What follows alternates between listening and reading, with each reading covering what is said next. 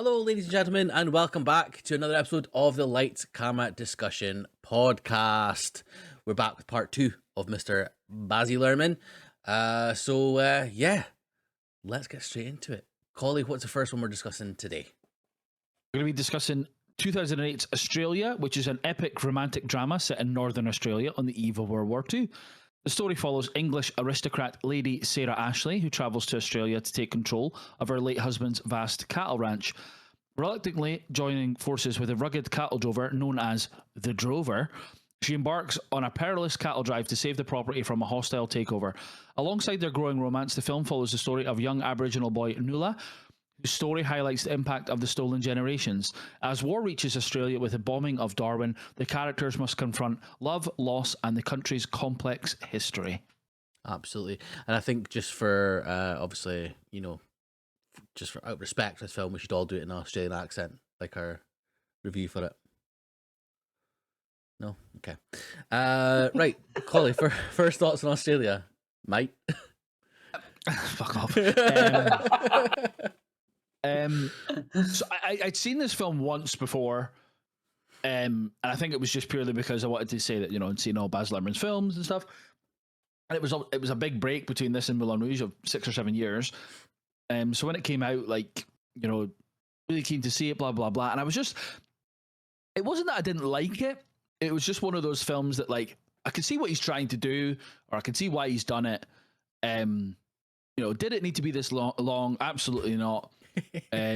Was some of the CGI bad? 100%. But as an Australian guy trying to tell the story of his country, I think it's a really important story that he's trying to tell here. Some of the creative choices, like I was just saying, aren't for me, but I fully respect he's using his platform to tell the story of his country that's probably not well known outside of Australia. Obviously, it's like a very small window of time that he's looking at. But from a historical standpoint, I do think it's a really interesting film, talking about something that I don't know about and a lot of people probably don't know about. Yeah, I agree. I think that's the important part for me, was that it's not a time period in this place that I'd ever known about or ever really thought about, to be perfectly honest. But yeah, I agree. I think telling the story of his homeland and an important story for him was interesting. Wasn't a good movie though. It wasn't. I had a lot wrong with it. There were some things that were okay. But then there was just some really strange choices from him. I even believe this was turned into like a TV show. I think they basically cut it up, did a TV show, which I think it the story's trying to tell, maybe it does work, but I didn't bother watching it because I watched the film and I thought, no, thank you. But yeah, there was things I liked. Most of it I didn't, though. And I felt a bit sad that I couldn't have enjoyed a film about this sort of topic or this sort of time, because I think it could have been a lot more interesting. Todd?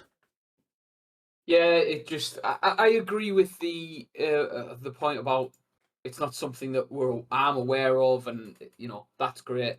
Just fucking bored me to tears. I didn't connect with the characters. I didn't connect with the story. I think it could have gone in a different direction and would have been probably a little bit more interesting, which I thought it was going to do at the start, and then kind of veered off.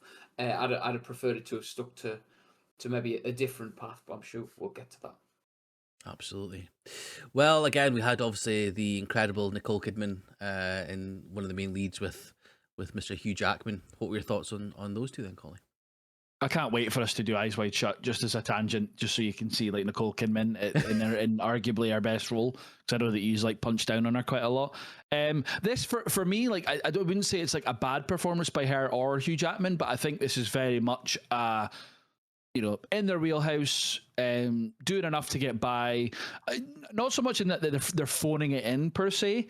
I think they are making efforts there, but I don't think they went away and did a lot of research or a lot of background discussions with Luhrmann or anybody being does my character feel like this? Does my character know this? blah blah. I don't think they developed much of the character in terms of not necessarily method acting, but I don't think they went into a deep dive into their characters' motivations, and that does come through in their performance. I thought their chemistry was quite good. I thought when they spent time together and their interactions were believable enough, decent enough in terms of, especially their reconciliation towards the end of the film. I thought that was a worthy payoff. But for me, similar to a lot of the Luhrmann films, but probably the most pronounced in this one is that the rest of the cast, I enjoyed being around them and interacting with them and seeing what they were up to more than the lead two. Mm-hmm. Yeah, I felt that they were kind of phoning it in a little bit. I thought Nicole Kidman was really poor. Her English accent was dodgy as well, or not even dodgy. It was kind of like it was a caricature. I felt of that kind of like upper class lady. Hugh Jackman, for 99% of the film, was there as like eye candy. Basically, I mean, he looked darn good as well. Like, I get it. But yeah, he felt like that. Towards the end, though, when there was like the more bleak moments, I did think it worked well. Like him thinking that she'd like died in the bomb and stuff. Like I thought he played that really well. But pretty much everything before it just felt like it felt vapid. It felt vapid to me. And I agree with the rest of the characters. Like there were some characters that were really, really interesting, and I would have loved to have like followed them a bit more. I actually quite enjoyed some of the more mythical stuff as well. Like the King Richard, King George. Sorry, King Richard. Oh, King Richard's Will Smith's film, isn't it? the dad of Serena Williams and that. Yeah, King George, and the little kids. I can't remember his name either. Yeah. Glad you put in the effort here. Oh yeah. Well, to be fair, I was kind of done like halfway Yeah. through this one. Wait until you see the effort that you put in for fucking piece of shit horrors that we're going to be doing in the future. Yeah, I can't wait for that. Yeah, Nula. Sorry, Nula. Yeah, I quite enjoyed that sort of things. And I really wish it went down that way. I thought that the main like bad guy Fletcher, I thought he was quite interesting as well, but in a sort of not even like a moustache really, just like a bad person who did like bad things, which added an element to the film that that I didn't have beforehand. So yeah, I think the two main ones were the least interesting out of all the characters. So yeah, Todd. Yeah, it felt for a lot of the film very much like typical, and I know it's not a rom-com film, but it felt like that sort of level with the two of them. I agree though about the chemistry towards the end. I do think that they start to build, and I think the dynamic of the sort of like the class difference worked really well. Like I think my main issue with Nicole Kidman here, because I agree with you, Collie, about sorry, just going off onto that sidebar about Eyes Wide Shut and the others. I think she's fantastic in the others. There are moments where I think she does well, just not in this.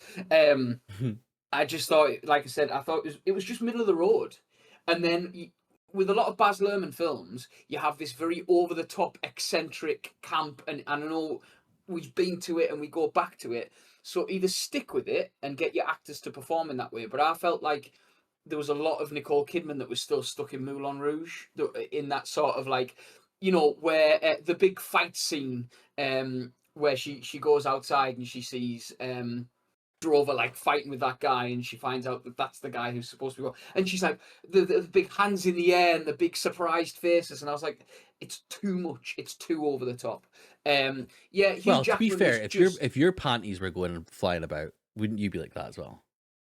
The whole sort of like, I know she wasn't a Southern belle. I know she was obviously a very upper class English, but it felt very Southern. Oh my lord, like that kind of stuff. Like it just felt very, very big. But yes, probably if my unmentionables were being chucked around an Australian town, it might have been a problem. yeah, so for them to, like I said, I felt it was middle of the road. I felt it was just like it was okay. Um, they weren't my biggest grievance with this film by any stretch of the imagination. But at all. I did think David Wenham as Fletcher was that kind of like a proper bastard, and again, not the sort of mustache twirling. And I like that again because we're not in that space. We're not in the camp over the top space. So I think it was appropriate for what was happening. But I did think Nuller was brilliant, and that's where I kind of wanted the film to go. I wanted it to stick. I would have preferred Kidman and Jackman to be the side characters because I thought, famously we've talked about child actors on here and how we typically feel about them. But I thought Famously, sorry, did it. Yeah, but he did a fantastic job. And I thought it was in terms of the narration, in terms of the emotional moments. I thought he was fantastic and was like the grounding of the story. Let's just chill on hyperbole here.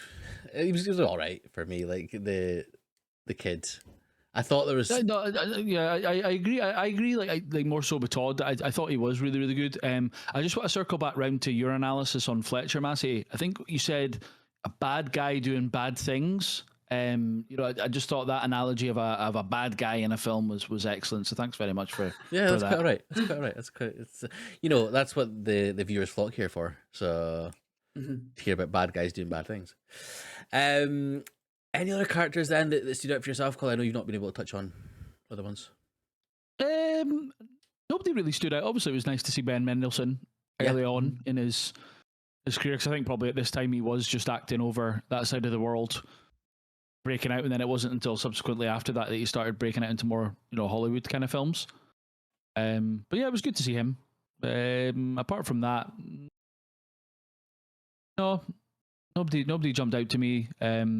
Again, I thought David Wenham as Fletcher was really solid, to be honest. Nice to see Faramir up to no good. It's a bad guy doing bad stuff. Yes, he's always like that. The ring corrupted him. Mm-hmm. Even in Australia as well. Well, it's close to New Zealand, is it? So it's a very good point. It's a very, very good point. Always making good points. Well, again, that's another reason that the viewers flock here. Categories. I can tell our host does not want to talk about this film anymore. So no, I love this film. It's not a case of loving it or not loving it. It's the case of not wanting to engage in the discussion. I was engaging. Okay, right. On to our. Or is there anything else, Todd? Do you want to touch on anything else, or? No, they were the main points for me. Mm-hmm. Cool. Finally, so quote, Collie. See, it's a difficult one because it's in broken English, and I don't really want to put on an accent or anything like that.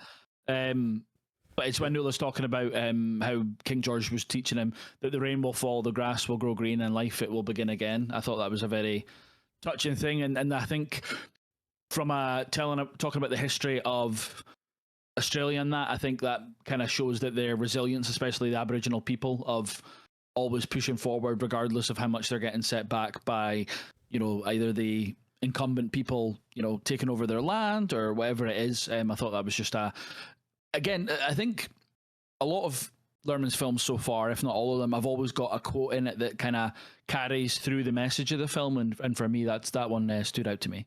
Mm-hmm. Absolutely. For me, it was a drover actually. Just because it is doesn't mean it should be. Again, kind of like a thought of, as you said with previous Luhrmann films as well, breaking out the mold. Not conforming. Yeah, no, that was a good choice. Absolutely. I didn't do the accent because I didn't want to be insensitive. Do the accent. Just because it is doesn't mean it should be. What the hell? That was very good. That was very good. Todd? I wanted to more stay away from the accent because it's yes, it's not an Australian accent. Yeah, I agree. No, I put down just because it is doesn't mean it should be, and I think it was because it kind of pulled me back into the film a little bit. So when I was like, and just when I thought I was out, I didn't think I was out for a little while. But I think it was in a film that didn't grip me. Like I thought it was beautifully written. I thought it was really well put, and it was like quite thoughtful. Now do the accent. No, we've already had it, and what I don't want to do is step Such on a your pussy. toes. You're You're such the a you're the accent and impression guy. That's a good point, actually. Check Very out good Massey point. 1903 at TikTok. I'm the equalizer. Anyway, so the favorite scene, Collie. I thought the spectacle in the bombing of Darwin towards the end of the film was really good. Obviously, in previous films and carried through to this is set design choices and his support staff in terms of that kind of thing. It's always good. So for me, that was probably my favorite scene, was the bombing of Darwin and that big set piece at the end. Good stuff. Yeah, for me it was kind of similar, but it was more like the aftermath of the bombing. I thought it was like properly bleak and like distressing, which was really well done. Todd? Mine was the bombing as well. I think it was like, again, it give you a real sense of place, give you a real sense of emotion. Just one of the better bits of the film. Mm-hmm, mm-hmm. Not the credits, no. Right. MVP, Collie. Brandon Walters for me. I thought as Nuala, he was really good. Cool. I put Hugh Jackman's dress sense, like that cravat, and it just did something to me. It awoke something in me. Todd? Yeah, mine was Brandon Walters as another as well. Like I felt like he started the film off really well and gripped me, and I wanted more of that thread to pull. No, I'm not going to say what Hugh's thread. That would be cool. Right, let's go into rankings. So, Collie, rankings for Australia. Sorry, your ratings for Australia. I gave it a 3. Excellent. I gave it a 2. Todd? Yeah, I gave it a 2 as well. Fair enough. All right. Yeah, my three was maybe like a bit kind on it and stuff like that, but I thought, like, acting aside and some of the dodgy CGI aside, I thought that was more a reflection on, like, you could tell the passion in which Baz Luhrmann created the film. I thought, and it's important. So it's one of those ones that I rate highly enough because it was interesting because I didn't know about it. Will I ever watch it again? More than likely not. But films can be like that, Yeah, absolutely. Yeah. You don't have to explain it. You've rated it on vibes. I'm just and justifying stuff, it. I'm not just saying stuff like, the bad guy did bad stuff. But you did. Anyway, moving on. What is our next film then, Collie?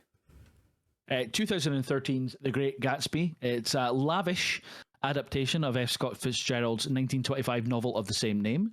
The story is set in the wealthy communities of Long Island during the Roaring Twenties and narrated by aspiring writer Nick Carraway. The story follows his mysterious millionaire neighbor Jay Gatsby, who is famous for hosting extravagant parties.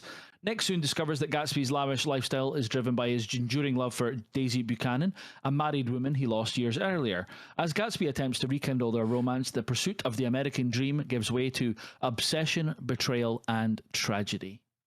Whoa. All right. First thoughts, Collie? Went to the cinema to see this. Was really excited for it with Leo in it. Thought like the trailer and that was really good for it. Kind of, again, the mishmash of modern music and the 1920s setting and stuff really intrigued it. I think it's pretty shit, to be honest. I think the performances are pretty poor. The CGI in it is dreadful at times. And yeah, just an overly boring film. And I've never read the book or anything like that, or I don't think I've ever seen any other adaptations and stuff. So I can't really criticize the film for the story, but I didn't really enjoy the story either. And again, that's not Luhrmann's fault because it's based on an existing work. And to be fair, I don't know how much he changed, but I just found the story to be pretty uninteresting, and pretty much everyone in the story is pretty shitty as well. So yeah, overall, didn't enjoy this at the time and still don't really enjoy it. That's fair enough. So I have read the book. One of the few books that I've actually read from cover to cover. Is it an audiobook? No, it was in English. I had to read it for school. So. Oh, okay. Oh, you were forced to read it. Okay, yeah, I was forced to read it. Yeah. And I remember quite enjoying the book actually as well. There's obviously quite a lot of analysis done through English as well, so it sort of resonated a bit more with me. So I quite enjoyed this adaptation. There's a lot of things wrong with it. Notably, the CGI is absolutely dog dirt in some moments. Like, it's really off-putting. But for me, this fit closely, or as close to Baz Luhrmann's sort of style as anything else does, because it's that overly lavish, stylish, kind of almost period. Well, it is a period piece, but like the sort of overindulgence, I just properly fit with the Baz Luhrmann aesthetic. So, I think that there was, as someone who's read the book, I actually really enjoyed a lot of it. Again, there's loads that is not good, but it's one of the more enjoyable of the Baz Luhrmann films, certainly for me. Todd? Yeah, I saw it at the cinema in 3D, and I seem to remember really liking it at the time. I seem to remember, like, I've got it on Blu-ray, I own it, but just haven't watched it since, I don't think. And maybe it was just being like, you know, when Leo turns around, and maybe I just got caught in his eyes in 3D, and that was like me being like, wow, I'm here. Yeah, not good, not good at all. A little bit sort of, it's just a mess. It's just a mess, and I think there's some questionable casting choices. I think there's some good casting choices as well, and some good moments in it. But I just think it's a proper mess. Fair enough. Well, yeah, I mean, obviously, you know, the main sort of three that we have there are Leo as Gatsby, Carey Mulligan as his love interest Daisy, but then also, of course, Tobey Maguire as well. What were your thoughts on their performances, Dan Colley? I thought Tobey Maguire was pretty crap, to be honest. And again, I think it's a reflection of Nick. I just don't think it's a very good character either. Like, I feel there's multiple opportunities for him to stop the events that then unfold by becoming involved. Like, even when he's in the apartment with, is it Tom? Yeah. Stuff, and he's becoming really abusive and all that. Like, he should really, if he had anything about him, would have stepped into that. And again, like, Tobey Maguire plays the kind of cowardly character well, but I just don't find him very charismatic or anything in this role. I just don't think it suits him. I don't know who I would have cast instead off the top of my head, but I just don't think the character in Tobey Maguire's like wheelhouse as an actor, which he can act. Like, he's been in a number of things that he can act. He's not just Spider-Man, but I just feel like this was maybe a bit of miscasting for me. And Leo was fine. Like, he could put on the charm and spin a tale, and has got that charisma and stuff to win people over, both the audience, you know, watching it, and also the characters in the movie. But again, like, there was nothing too like grandiose with his acting, and this is like right in the middle of Leo pushing for his Oscar. And I don't know if he thought that doing this and nailing a Gatsby, because he's this iconic character of literature of the last century in America, like, if he nailed that, that's just like, that's his Oscar win, blah blah. But I just don't think it even like touches any of his films around this time, acting performance wise. And Carey Mulligan, I think she's really good in some stuff, not really good in other stuff, and this definitely leans towards the not very good for me. I just didn't really buy her Daisy. I didn't really find her that engaging, or I didn't feel like pulled in to care about her and her kind of, you know, outcome of the story. Which the outcome of the story is that, like, Head and Tom are just like together and fine, and that's it. Like, that's getting more into like the story criticism, but I just thought the ending was a bit like meh, like a bit underwhelming. I don't know. Nobody really got their comeuppance per se. And if anything, some people were really like overly harshly treated. Maybe Gatsby, maybe Myrtle and other characters and stuff that, you know, their outcome or their result in, you know, what happened in the story wasn't really deserved, you know. So yeah, for the main three, they were all, you know, middling to okay to not so good. I think your kind of analysis on Leo as Jay Gatsby is spot on. Like, for it's the impression I get as well, it's like he almost felt like this was his thing, like his big moment or his Oscar moment, like by doing like that existing character and the sort of well-renowned American it novel. reminds me of like Bradley Cooper, like now, with the roles that he's choosing, of like, this is the one that's going to get me my long like Oscar, like long wanted Oscar, you know. Sorry, carry 100%. On. No. You're absolutely spot on. I did really like him as Jay Gatsby. I mean, I'm not saying you didn't like him, but like I feel like his kind of mysteriousness was really good. Like, you know, you never really knew what was the real thing that he was portraying. What was he giving out? How much? You know, what was a misdirection? What was the real sort of bits and pieces? I enjoyed his performance for that. I thought it was actually really good. It's not the Oscar winning one that he hoped it, or that we think that he hoped it to be, but I do think it's a good performance. I totally agree with Tobey Maguire. Like, there's certain things that he's made for. This is not one of them. It just, he felt out of place, especially in the setting as well, in like the time period. It just didn't feel like he fit in the same way that everything else did. And Carey Mulligan, I actually thought she was pretty good, as this kind of like doe-eyed, sort of romantic and wanting more than the sort of it was more than the sort of wealthy lifestyle that she had. She wanted like the kind of love side of things with it as well. I thought she was all right. I agree. I don't think it was a fantastic performance, but I thought she was certainly okay. But for me, it was Leo was the more interesting out of all of them. It just wasn't as high as we know he can go, and he has done in sort of previous things. Todd, thoughts on the main three?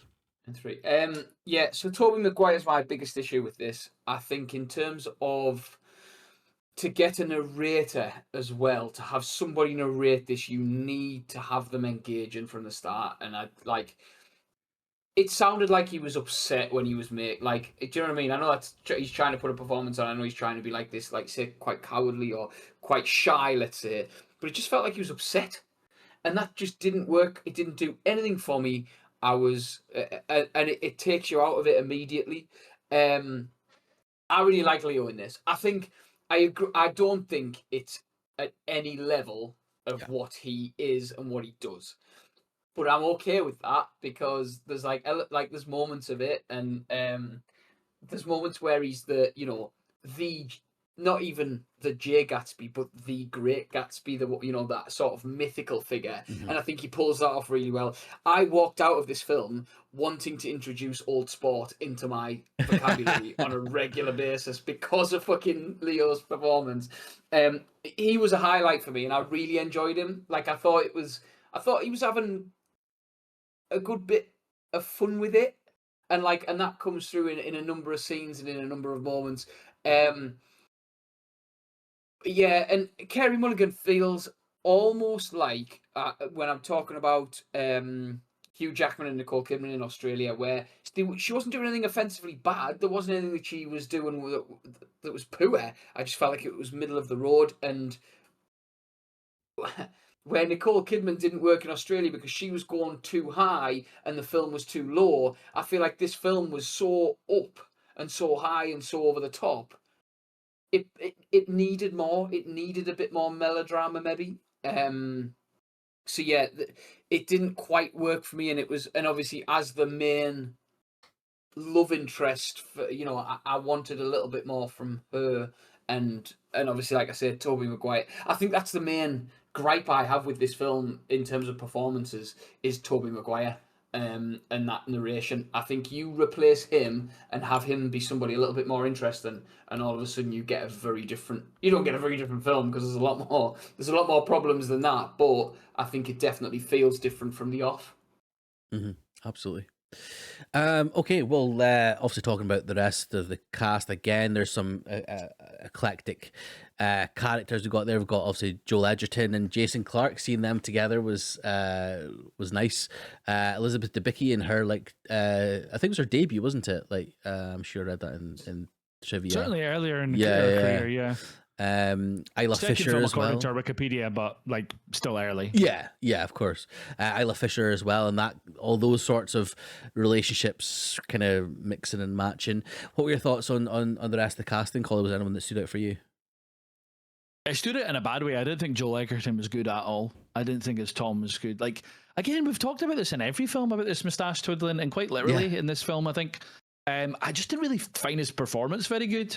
Like, it was too hammy. It was too chewing the scenery. You know, all those kind of phrases about that. But I did like Jason Clarke though. I thought he was solid. He conveyed that emotion, and especially towards the end, toward the anger towards Gatsby and stuff like that. I thought he did that very convincingly, and I really do like Jason Clarke. And I normally like Joel Edgerton, but this I just didn't really vibe with him. I don't know if that was because I didn't. Obviously, the character's a bad guy doing bad things, but I didn't really enjoy his performance. I thought Debicki was good because, especially earlier in her career, like very mysterious, and she was the kind of one that draws Nick into that kind of world. She's the kind of catalyst for how the story starts to unfold. So I thought she conveyed that really well. And Isla Fisher, for all that she had to do as well, was pretty solid. Absolutely. Yeah, I totally agree with Joel Edgerton. I think there was moments where I quite liked him as a performance, but then like things that just went a bit over the top and felt almost like a parody from him. Jason Clarke, I totally agree. I think even from when we first meet him, and he's like this sort of like everyman compared to the sort of over the top wealth of Tom, Joel Edgerton's character and stuff. He's like in this in between place from the city and things where it's all like grey and grimy, and he's basically working class essentially, and then obviously how it builds into the fact that he's then obviously the one to kill Gatsby, thinking it was him that killed his wife and stuff as well. Like the sort of change that he has from when his wife is killed towards the end is really well done. Yeah, I mean, Isla Fisher is fine. She's so like she does what she needs to. Yeah, she is. Very good. And then I totally agree with Elizabeth Debicki as it being like an early one for her. I thought she did really well, and you're right. She's almost like the kind of the one that brings Nick into the glitz, the glamour, the the overindulgence, which I appreciate. And I think the main thing there is fine. Like they were, they were decent enough. They did what they needed to, and it was a shame because I feel like there was a little bit more that could have been done with those characters. Todd? Yeah, I'm the same. I went in and out with Joel Edgerton. Like there were parts of it where I thought he was excellent and kind of that. But then and again, maybe if you have those other performances around him that have been that little bit more over the top, that little bit more melodramatic, and it matches the feel of the film, it matches how the film probably should have been, with the level of debauchery and all, like the sort of the over the top nature of what Gatsby's life is and all that kind of thing. Maybe that would have worked a little bit more. But then, like you say, he just turned into this like sort of very over the top, stereotypical. Like bad guy, and it just didn't work doing bad things. So I feel like now I say that I feel like we have to finish it every single time. I like Jason Clarke again. I think there wasn't a moment where I thought, "Wow, that was a powerhouse performance" or anything like that. But maybe I'm expecting too much because it was DiCaprio, and because with the pedigree around, I want the performances to step up. I thought Elizabeth Debicki was fantastic. I think she's one of the highlights for me, and I think she fits the This is going to sound really, like the whole iPad face thing that people talk about, where it's like you feel like a character in a film. Have you not heard about like where it's like they look like they've heard of an iPad? A face like an iPad. No. The green iPad from Toy Story 5? What are you talking about? I'm not saying it. Elizabeth Debicki looks like she's from the 1920s. She has this like the facial features, the structure, whatever, of there isn't an iPad face. That's what I'm saying. Well, they didn't have iPads in the 20s. Yeah. No, that's the point. So she's never said there was Apples. Current act. I'm having technical issues, lad. Sorry, we're going to do this. No, Start from the beginning. What is an iPad face? Yeah, Tell the that's what listeners. Okay, is So where Steve an Jobs. actor- Shut up, Fancy. An iPad face is where when an actor plays like a role in a period piece or whatever, they look like they've heard of an iPad. They look like they're from modern times and have just stuck a costume on. Elizabeth Debicki looks like she's from the 20s and has never heard of an iPad. That's essentially what it is. Have No? you came up with this theory? No, I've heard it somewhere else. I promise you I Oh, have. okay. I promise you I Because have. it's fucking stupid. Okay, I won't bring it up again. Oh. But yes, she looks like she's from the 20s. She suits the role really well, but she also gives a fantastic performance. Isla Fisher is absolutely fine. I think, again, sometimes she does the... Oh, God, I can't... It changed vocabulary. I think she does, the sort of southern lordy a little bit too much, but largely good. I can't use another word because I just want to say fine. It's just the fact that you added absolutely to it. You're like, she's absolutely fine. I'm like, But that makes it more middle, Okay. yeah. Just confirm, does Isla Fisher have iPad face? Isla Fisher, I think, does have iPad face. She looks like she Okay. does. have Interesting. iPad face, yes. Interesting. she's a time traveler. She is Steve Jobs. Right. She's dead. What? Anyway, any Todd's derailed this. That's Yeah, I terrible. know. But I That's saying, God. apologise profusely. Anything else you want to touch on, Collie, or happy enough to move on to? no, I'm fine. I've not got anything noted else to mention. All right. Okay, favorite quote then, Collie. There are only the pursued, the pursuing, the busy, and the tired. A Nick quote from early in the film I thought was quite cool. Mm-hmm. Well, mine is kind of related to Todd, actually. It was just audiences of old sport. Old sport, old sport, old sport. Oh, it's not right. Okay, I thought you were meaning like when he's running about with a terrible polo CGI, but no, you mean when he just says old sport, right? Old sport. Yeah. Todd? Yeah. I initially did just have old sport written down, but I loved Elizabeth Debicki. Well, I don't care. He gives large parties, and I like large parties. They're so intimate. Small parties, there isn't any privacy. I thought that was really, really cool. All right. And favorite scene, Collie? Gatsby's first party and his first meeting with Nick, like the whole trick that he doesn't know that it's him and stuff. I thought that was quite cool. Yeah.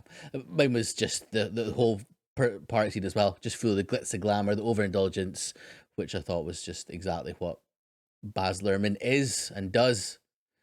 Todd? Aside from DiCaprio turning around with that champagne glass, which, is not really a scene, it's just a shot. I love the flowers bit. I loved seeing DiCaprio and Gatsby being awkward and not the sort of, when he stood against and he's trying to find the pose. I thought that was a really cool little moment. And he's drenched in rain and stuff after having left and then come back and yeah. And MVP, Collie? It's probably an interesting choice or a strange choice for me considering how much I've slated the film, but I put down as Baz Luhrmann because the film made a lot of money on a relatively big budget for him. He was allowed to showcase his visual style and his retelling of the story in any way that he wanted. So even though it didn't land for me, I've got to give him the respect of being MVP. I think. Yeah, fair enough. For me, it was Leo. As Gatsby, I really enjoyed his performance, and I think he's a great Gatsby. Todd, MVP? Mine was Leo as well. No, mine was Leo as well. I think he was having good fun with it, and like I said, the old sport thing was something that kind of resonated with me for a while. I didn't try it, but I wanted to. If I was a more confident man, I would call more people old sport. Listen, go for it. You can start Bring now. it back. Start now. Bring it back. Yeah. Okay. Thanks, old sport. Okay. And rating, Collie? 2.5. Fair enough. It was 3.5 for me. Todd? 2.5 for me. Fair enough. Fair enough. Nice job, Todd. It's just because I'm more intellectual with reading the book and stuff, I think. Yeah, it's fair. Yeah. Next one, Collie. Okay, our penultimate, last film. Yeah. Penultimate film. whatever you want to call it, is 2022's Elvis. It's a musical biographical drama that chronicles the life and career of Elvis Presley. From his humble beginnings in Tupelo to his rise as one of the most influential performers in music history, told largely through the perspective of his controversial manager, Colonel Tom Parker, the film explores Elvis's meteoric fame, groundbreaking performances, and the personal struggles that accompanied his success. Absolutely. Well, just to quickly put a bit of a asterisk on this, we've already discussed this film as part of our Oscars. So, but obviously this time we can go a bit deeper into it and discuss it in a bit more detail. So, Collie, first thoughts on this? So I was going to go back and listen to our podcast and like remind myself what I said last time, but I didn't want to bias my thoughts on it. I was trying to treat this with a fresh like Baz Luhrmann lens rather than comparing it to the other Oscar films that year. So I think Austin Butler's performance in as Elvis in this has really grown on me. I think as he's done more and more films and I've enjoyed more and more of his performances, I've kind of got more of a taste for his style and his vibe when it comes to acting. And I thoroughly enjoy his Elvis performance. I think he really, really is excellent. I think the structuring of the film through Colonel Parker's eyes is an interesting decision, especially because he is the quote unquote bad guy. Yeah. Of it. We can talk a bit more about performances in Tom Hanks as we go through the film, but overall, I enjoyed it a lot more than I remembered enjoying it when we discussed it for the Oscars podcast, and that's coming from. I'm a fan of Elvis. We were talking about it before the podcast. I've visited Graceland on holiday and stuff, so I do have a vested interest in wanting to enjoy this film. But I think that also lends to the fact that I can look at it objectively as well in terms of like, is it true? Or is it reflective of what Elvis was as a person and as a performer? And I think it does really well. Mm-hmm. Yep. Yeah. Again, I'm the same as you. I feel like after you see Austin Butler and more stuff, you kind of understand him. And the final movie we'll talk about, or the final thing we'll talk about as well, is Epic. From watching that and seeing his performance as well, you kind of understand like how well he portrayed Elvis. Like there's moments that we'll talk about as well in Epic, but there's moments where it looks like it's Austin Butler and vice versa. It's really well done, and it's the same sort of aura as well, which is great. Sorry, I'm getting too far on Austin Butler. But yeah, as a film overall, really enjoyed it. There were some things that again didn't quite hit, but as a story and the way that he's portrayed and as a film, it was really quite good. I also agree about the Colonel Parker having it through his eyes, and that's something I put in my previous review as well. Is that I think that's such a really interesting choice to do because it adds like another sort of layer to things. But yeah, no, I really enjoyed this film and appreciated it more from when we watched it for Oscars. Todd? Yeah, I described myself in like my first Letterboxd review of it as like a passive fan of Elvis. Like as in there are some of the songs that I really like. I can really appreciate what he's done for music and that kind of thing. So this would be something that doesn't mean that much to me and it grips me every time. I think it's rushed for such a long film. I think there's moments of it that are rushed, but then also, how do you fit so much of a legend's life into, do you know what I mean, into a film? It's really difficult to do that. So I think there's an interesting balance that has to be struck, and sometimes Luhrmann hits it, sometimes he doesn't. But it's hard not to talk about performances because we're going to come to them.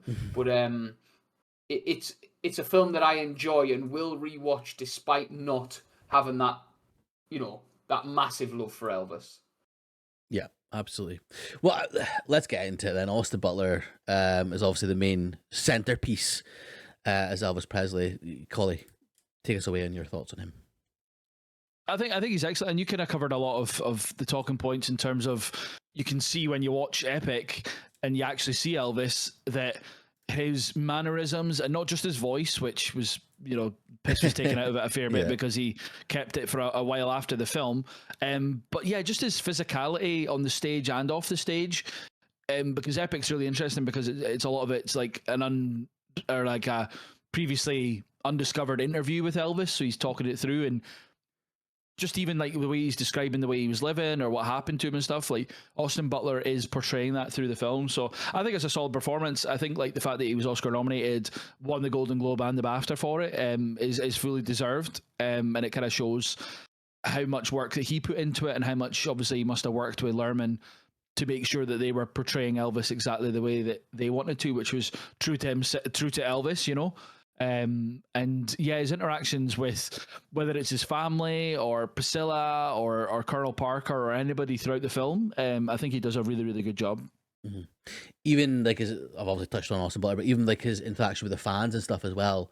Like I think those are some really, really interesting moments where he's almost God to them, and yeah, it's astonishing, like seeing how much work he's obviously put into it, and how well it's reflected, again, especially retroactively after watching Epic. It's obviously, again, Butler and, as you say, Luhrmann putting so much time and effort into making it as close to the real thing as possible. I think you always run the risk of, if you're playing a real person, becoming a parody, or at least, you know, being compared to that person. A lot of times it can never really hold up or can never really compare, but I think this is one of the few times where like it's absolutely spot on from what I know of obviously Elvis and stuff as well, and from what I've seen of Elvis.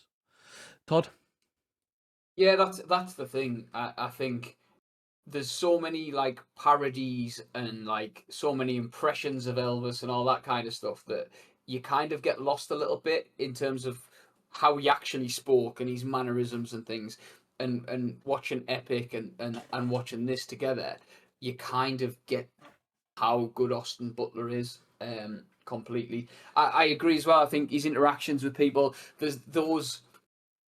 It's hard not to talk about Epic now, so I'll try my best not to. But like the little smiles and smirks and things of Elvis, where he was so charming, like, and Kim, you know, he could have been an absolute wanker. The status that man had, he could have been a dickhead.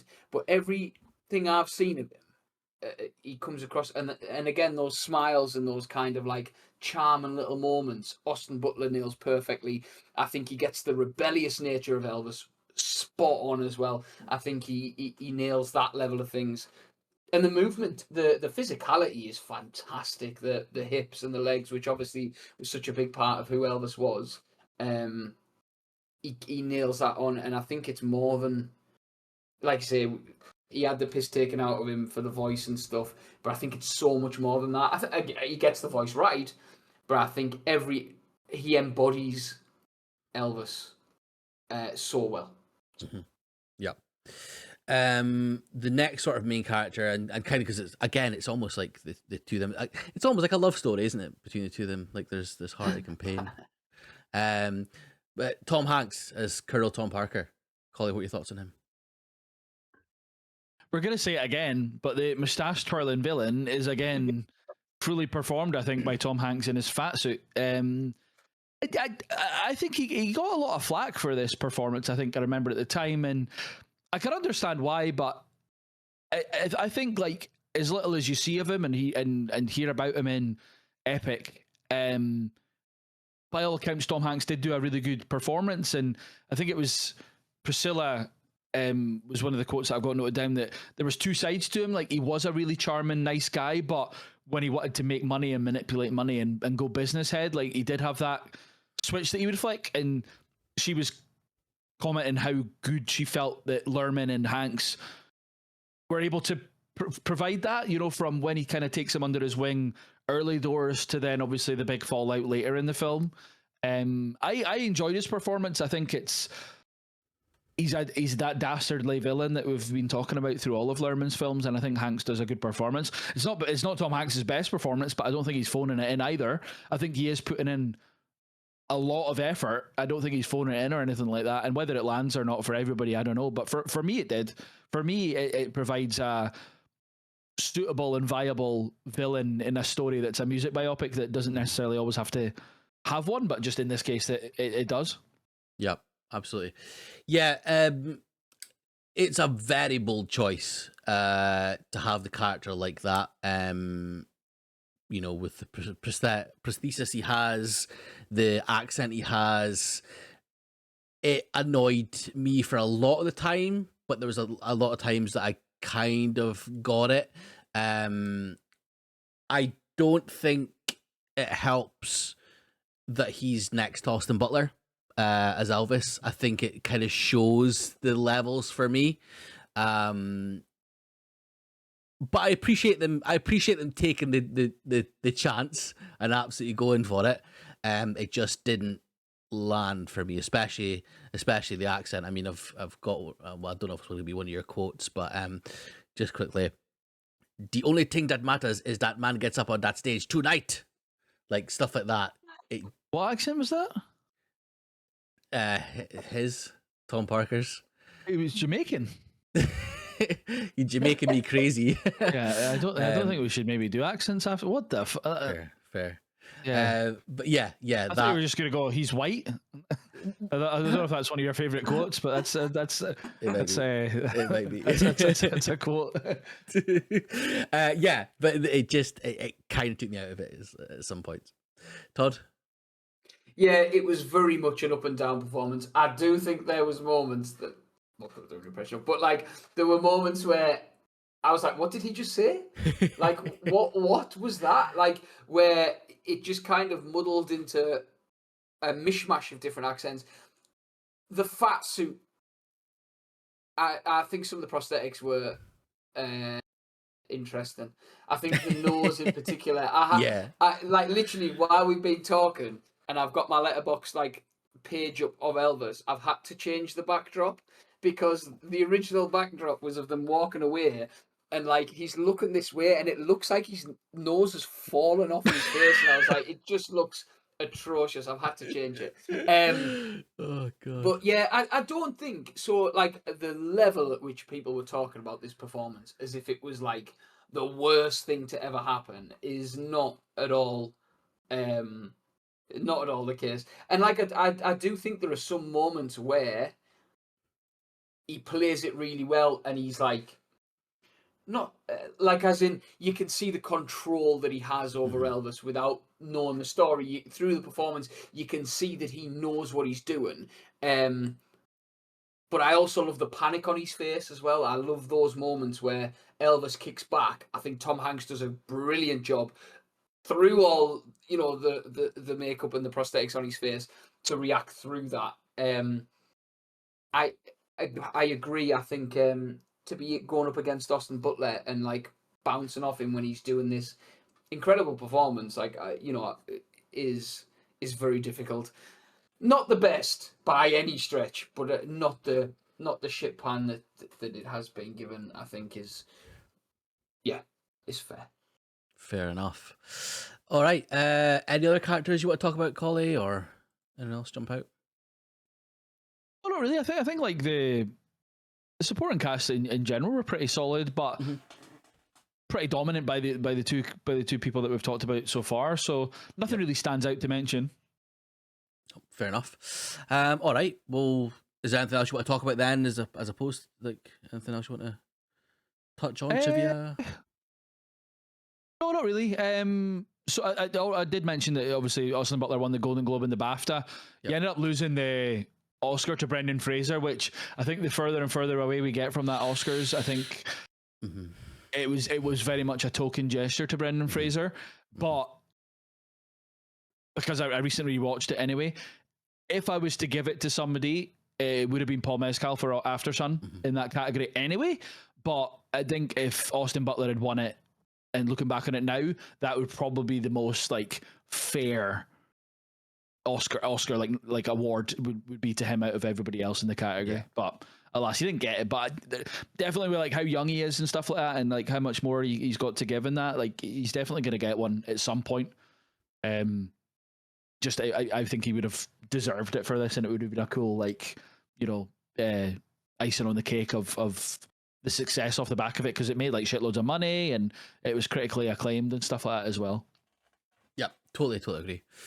All right. Well, favourite quotes then, Collie? So there was two for me, and one's like a lyric, which is I think it's during the '68 special, and he's saying, "If I could dream of a better land where all my brothers walk hand in hand, why oh why can't my dream come true?" And then also on that kind of note of being censored and stuff at time and being told not to say stuff, he says, "A reverend once told me when things are too dangerous to say, sing." So I thought that was quite poignant as well, because you see a little bit of it in Epic in terms of like how conflicted he was with, I need to use my platform for good and to voice, support for everybody, and especially when he came back out of the army and that, he was very much wanting to put forth, and he was obviously a really religious guy as well, so he was wanting to put forth that kind of coming together of everybody kind of thing. Yeah, absolutely. Well, mine wasn't quite as poignant. It was just he's white. You surprised me actually. How? Just like you not going for something poignant or meaningful, something silly, because it's going to be he's white, is it? That's what I said. It's he's white. Yeah, but I suppose it is kind of poignant in a way, in that he was obviously he was just thought of as being like a black singer, but he crossed racial lines. There is the controversy, which like we don't really need to go into in this, but it's the kind of in hindsight to do with him, was he stealing an opportunity from a black artist, and did he get that more opportunity because he was white? I don't think the film really touches on it, and therefore we don't really have to, but it is a discussion point. I wouldn't even say an asterisk, but a discussion point around Elvis's career. Todd? Mine was, I've just got to make the most of it while I can. This could all be over in a flash. And I think for somebody who burns so brightly and things, that's up for his. A flash in the pan, and he died on the toilet. Nailed it. Nice, Todd. That's what I was going for. Genius. Well done. Not a problem. Shocking. Cheers. Favorite scene, Collie? So for me, I think the comeback special's excellent, when he's in front of the big letters, and when you watch it compared to the actual performance of it, it's like unbelievable how much it's when he's swinging his arm and stuff when he's singing as well. Butler really nails it, but for me, it's right at the end for Unchained Melody when it transitions from Butler's Elvis to the real Elvis. That's like it was a goosebump moment when I first watched it, and it still is now. It's like goosebumps are hairs on the back of your neck standing up kind of thing. And I think Luhrmann just deserves all the credit in the world for the way that he did that. Even just talking about it now, like I'm getting goosebumps, like the way that it goes through. It's brilliant. It's such an iconic song as well. Yeah. Totally. For me, it was the "If I Can Dream" sequence, the in front of the big letters. Like, it's just unbelievable, and the reasoning behind it as well. Like the kind of "I'm back," unbelievable. And as you say, the authenticity of the performance is just incredible. It's absolutely great. Todd? Just on, like, as somebody who is what I would describe as like a passive Elvis fan, like for that to give me goosebumps says a lot about the film. I think like how it built up. It was the show at Rustwood Park where it's got like the backing of like the soul singers and the soul music, and then the speech with the Confederate flag behind it, and it was like backwards and forwards between the two. I just thought it was a really sort of a really interesting look at the world at the time, but also then like the performance side of stuff was really good. The choreography, I suppose you could call it, was really well done. It was very show don't tell, wasn't it? It was. I hadn't said that this episode. I know you haven't. That's why I'm trying to make sure that we get that. Okay, just to get it in there somewhere. Yeah. And finally, MVP, Collie. Yeah, Austin Butler for me. Like, has to be. I think this might be unanimous. Austin Butler for me as well. Todd? Butler for me as well. Yeah. Tom Hanks. Oh, okay. He is my. Oh no, never mind. I was gonna. No. Okay. And ratings, Collie. It's a 4 for me, but I don't really know why. Like, I really feel that this would be a 4.5 pushing a 5 for me in the long term. So I'll maybe have to watch it again in a few months and reconsider. I'm surprised it's not like a 4.5, 5-star for you, to be perfectly honest. I thought it would be. It's a 4 for me as well, though. I totally agree with that rating. I just I really like Moulin Rouge, but I know I like this film more. So realistically, it should be higher. Well, that's fair enough. And Todd? It was a 4 for me. I think it's because a lot of it sometimes feels rushed, and I think I lose bits of it, but understandably, like I said, understandably rushed. All right, and then our final one, film slash documentary slash, what is it, Collie? So it's Epic, which I didn't realize until I was researching it that it stood for Elvis Presley in concert. Yeah. I didn't even click that. I was just like, Epic. Just is that because he thinks he's epic or what? But because obviously it's stylized as like capital EP, lowercase, and then it never clicked. But yeah, like the blurb for this is I've got Luhrmann has described it as neither a traditional documentary nor conventional concert film, but a new kind of cinematic experience that combines restored concert footage, unseen rehearsal material, and newly discovered audio of Elvis Presley speaking candidly about his life. The project originated when Luhrmann was researching his 2022 film Elvis, which we've just discussed. His team discovered dozens of boxes of long-lost 35 and 8mm Elvis footage in the Warner Brothers archives stored in a Kansas salt mine. Over the following years, the footage was painstakingly restored, synchronized with surviving audio, and combined with a rare 45-minute recording of Elvis reflecting on his own life, allowing the story to be told largely in Elvis's own words. Well, all right. I mean, first, it's tough because obviously it isn't, like, as you say, it's not a conventional sort of thing, but we can... Yeah, for me, like, I guess, like, general thoughts, and then I've got one bit of trivia, and then I'm fine to just do the categories, because it's not really a conventional narrative film that we can go, oh, what did about this performance? What about this? What about this? So... Well, fair enough. Take your... The only bit of trivia that I got, that was actually, it's Peter Jackson's restoration team helped him. Oh, okay, wow. Which is the people that did the Beatles Get Back, and then They Shall Not Grow Old, the World War yeah, restoration footage. So obviously that team specializes in this stuff, and you can tell, like, some of it looks like it was filmed today. And unfortunately, I never caught it in the cinema. I wish I had, because it was in IMAX here. Wow. But yeah, like, watching it just at home, it looks impeccable. Like, a lot of it looks unbelievable, as if it was just filmed like here and now, you know. So that was my only bit of trivia. Yeah, absolutely. But general thoughts on it, Collie? Oh, sorry. Right, general thoughts. Sorry. I really enjoyed it. I mean, it was great to see. It's such a great complimentary piece, because it's like, well, here's Austin Butler's version of this performance. Here's actually Elvis doing it, and you can compare the two. Talking about the '68 comeback show, or I know it was in the film, but there's a lot of footage that's like the Unchained Melody, when like you can picture Butler doing or saying stuff, and then real Elvis is doing it. And I think it really showed kind of what Todd talked about. His charm and his humor came through, and Butler did touch on that in the film, but not as much as I think as you were shown in Epic. I think, like, when he's introducing Burning Love and he's saying it's a new song, and he's like, oh, if we muck up, like, you'll have to just let us off. And then the way that Luhrmann, like, with some songs, is like, here's the stage performance, here's another performance, and here's like a warm-up performance. There was like 3 or 4 performances of each of the songs that you would like intercut. I thought that was really, really well done. Absolutely.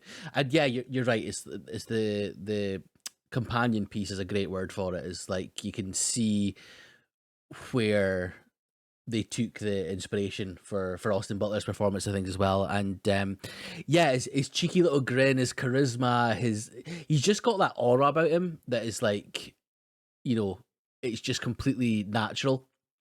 And it's really cool to see that, because I'm more like yourself, Todd. Like, I'm more a passive Elvis fan. I'm not like, I don't go ever sat down listen to a full album of Elvis. I know like some of the songs and stuff like that. I know a bit about his like lore and stuff, but being able to see like what he did on the stage and kind of like a bit more about him, like backstage and stuff, and even just like moments where he's like chatting with his band and things, and then they're having a bit of a laugh and stuff. Like, you almost want to be there, and you want to be in his inner circle and having a little laugh and a joke with him, because he just seems like that sort of charismatic guy. But yeah, it was really interesting seeing that.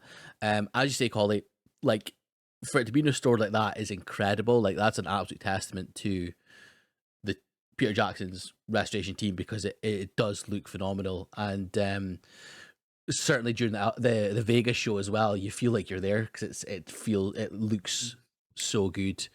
And of course the sound and stuff as well. So yeah, fair play to them. I thought it was one of the things that I was like, I was a bit trepidatious going into it, because I wasn't sure like how I could talk about it, or how I could like give it what it deserves. But I'm really glad we did. And it almost helps the Elvis film as well, but I haven't watched that. Todd, thoughts? Yeah, I agree about everything you said, especially the structure of he is a rehearsal, he is a recorded version of it, he is the live version. I thought that was genius. I think it paints him as a human, which I don't think you ever got to see. Like he was on the stage, then he was off the stage. Um, I had Burn and Love like not as like a thing, but just something that I didn't know that like that was just something that he tested out and was just like we'll go with it. I kind of just mirroring what I said, but it just bolsters the performance of Butler. Like it gives me that sort of. I think in the same way that like when you watch a franchise, like a franchise film where like you'll watch 1, 2, and 3 after the other. I think if I watch Elvis again, I'll watch Epic again immediately after, or potentially before it, and do it the other way around this time, because I think it just adds to it. The use of the interview I thought was genius. I know that's obviously what the film was based on. Like that wasn't like where he's going, oh, I might do this, but I just think it's such a clever way to tell a person's story when it's them that's telling it. Unknowingly, like it's not forced. It's like because it was just him talking in an interview and cut to pieces. I think that worked really well. The use of Edge of Reality is not a song that I knew by Elvis. It's not a song I've ever really listened to, and I thought that was really effective as well. Because that's kind of used when they're putting in like about his movie stuff, isn't it? Like it's Yeah, kind of like when that montage is going. Yeah. And I liked seeing the Hollywood era Elvis as well. I thought that like little sort of not to it was really cool, but yeah, not something I would have watched without doing this. I don't think I'd have bothered to go and watch it, and enjoyed it a lot more than I thought, and I'll probably enjoy it more on rewatches as well. Perfect. Anything else you want to talk about with that then, or are you happy enough to do just our? No categories for me is fine. Yeah, categories, cool. Okay, well, favorite quote, Collie? It was just at the opening of the film. He's like, I'd like to talk to you a little bit, ladies and gentlemen, about how I got into this business. There's been a lot written and a lot said, but never from my side of the story, which is obviously like just a summation of what we're away to watch for the next hour and a half or however long it was. Yep. For me, it was the rock and roll music. If you like it and you feel it, you can't help but move to it. That's what happens to me. I can't help it. I mean, I have to move around. I can't stand still. I've tried it and I can't do it. And that was the whole thing with Elvis, wasn't it? Like the gyrating hips and all that stuff. Todd? Mine was I had to change it, which I did. I just think it encompasses who he was and how he did things. Yep. Collie, favorite scene? It's I've got a few, but I think just the Burning Love for me, because I think that's probably my favorite Elvis song, and just the humor of him being like, oh, it's a new song, and then I just think that was my favorite interspersion of or intercutting of the different versions of it. Yep. I do have a couple of notable mentions, but I'm not going to say them before you guys say yours. Sure. Suspicious Minds for me, like, was incredible just from the first note onwards. I mean, it's one of the most well-known Elvis songs, and to see him doing it live and stuff is just, it is electric. It's incredible. Todd? Mine was Burn and Love, which is why when I mentioned it before and then sort of drew back because I was like, oh god, that's my scene, that's my scene. Again, I think even when he's like rehearsing and getting it ready and he's like, look, this is how we'll do it, and like kind of orchestrating what's going on. It wasn't just him being the singer, it was his music, which I thought was really cool. And finally, MVP, Collie. So I'll just go back to my notable mentions. Yep. So the Devil in Disguise, Colonel Parker montage, I thought was quite good, like very on the nose. But I thought that was good. And my favorite scene would have been in the ghetto, but Cartman does it better. So that's why I won't bother choosing that today. Well, I just thought of New Girl when it's you've seen it, Todd, yeah? But it's the funeral and she's singing in the ghetto as dressed as Elvis. Sorry, just before we go to ratings and we're talking about references to the TV shows, I was desperate somewhere to get favourite quote, but then I didn't want to ruin it, of Steve Carell's Michael Scott. Thank you a lot. Finally, MVP, Collie. So I've got a question mark beside this one. So I think Elvis is the MVP. Yeah. I think it's allowed through Elvis the film and Epic, like it's allowed a new audience to maybe see and hear some of his stuff. But I was like, or if that's not allowed, then Baz for me, because I just think it shows how much background effort he puts into a lot of his films, especially this one. And that's all the.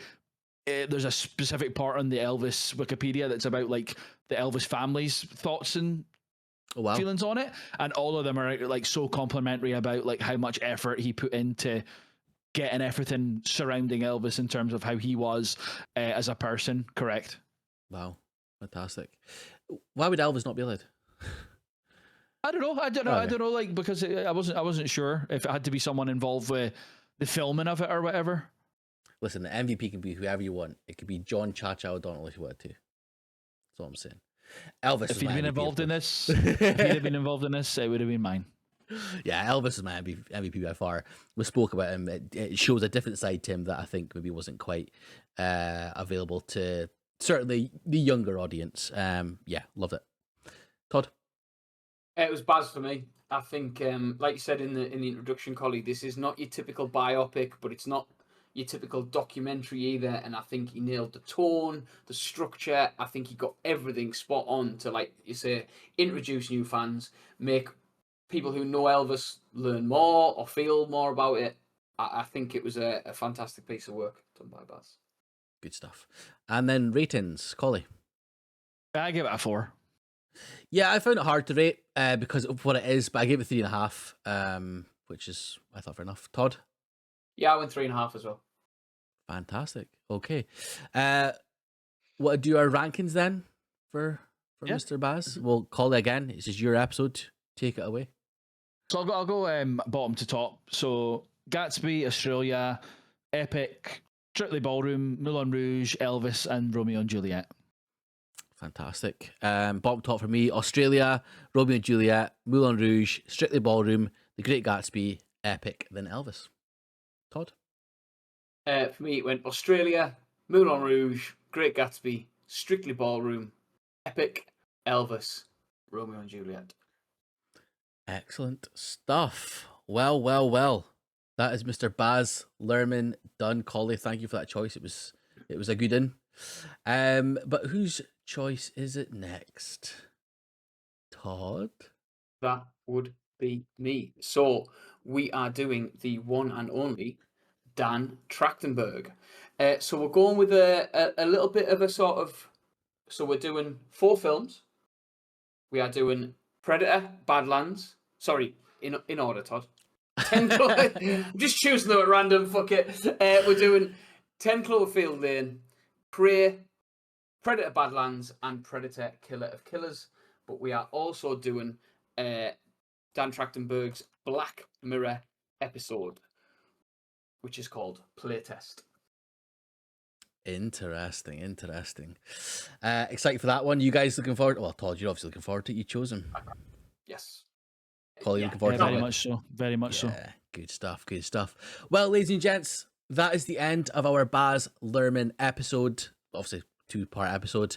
We'll be back next time with our Dan Trachtenberg, as Todd just said there. Sorry, you guys look so similar. But again, as always, thank you so much for watching, listening. If you're on YouTube, like, subscribe, comment as well. You know, hit that bell down there. And if you're on Spotify, of course, follow us. Give us 5 stars. Let us know what you thought of Baz Luhrmann. TikTok as well. Oh, TikTok. We're now on TikTok. Yeah, great shout. Forgot about that. Even though I'm doing it. It's LCD_pod as per usual. You'll find clips on there. And yeah, let us, speak to us, interact with us over social media. Let us know what you think. And we will see you on the next one. Bye-bye. Cheers, everyone.